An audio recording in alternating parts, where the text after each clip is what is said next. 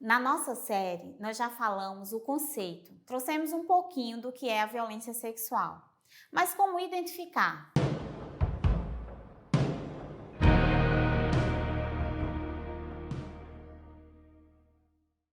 É importante frisar que toda a criança, toda a vítima, na verdade, ela vai sempre demonstrar de alguma forma. Ainda que ela não consiga falar, não consiga contar para alguém logo de início, porque a violência sexual tira a capacidade dela de saber que ela pode falar, mas ela vai demonstrar de várias formas.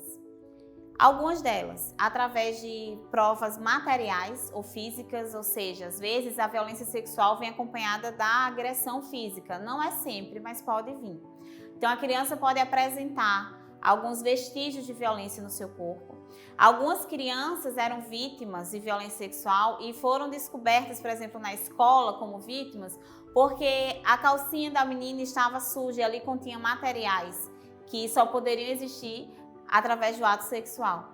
A criança pode apresentar também sinais comportamentais. E aí a gente vê várias coisas, algumas delas só vou falar aqui. Fugas recorrentes de casa, agressividade que geralmente é contra a família ou contra as pessoas da família que não são os agressores, porque ela se sente desprotegida e ela não sabe falar sobre isso, ela não consegue falar sobre isso, ela acaba ficando muito agressiva contra outras pessoas. Às vezes a gente percebe que se a criança foi agredida por uma mulher, ela não consegue se relacionar com mulheres que ela não conhece, ela começa a ter medo de adultos desse sexo.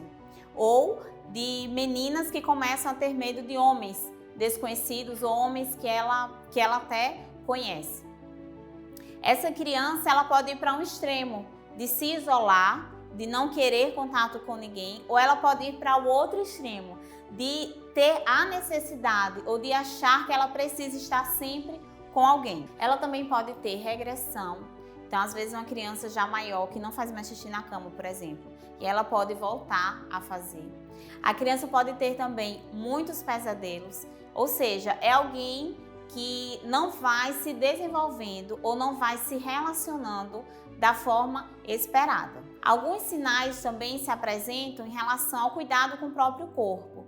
Então, às vezes, a vítima fica em um extremo de não querer se limpar, de não querer tomar banho, de não gostar de se cuidar, ou ela pode ir para outro extremo, de ter a necessidade, por exemplo, de sempre lavar as mãos, ou de sempre estar se limpando.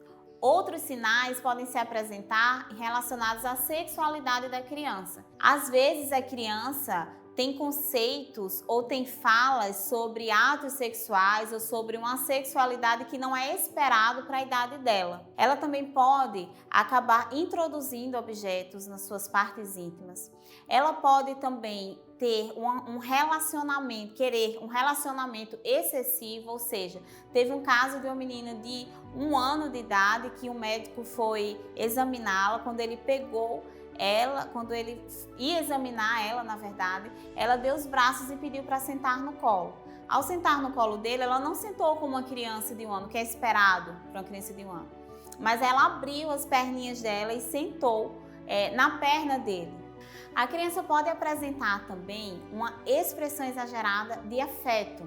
Então, às vezes, um adolescente que precisa sempre estar em relacionamentos, isso pode ser um sinal de que ela foi vítima ou está sendo vítima de violência sexual.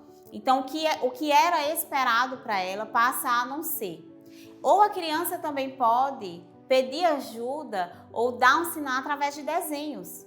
Existem vítimas que foram descobertas assim.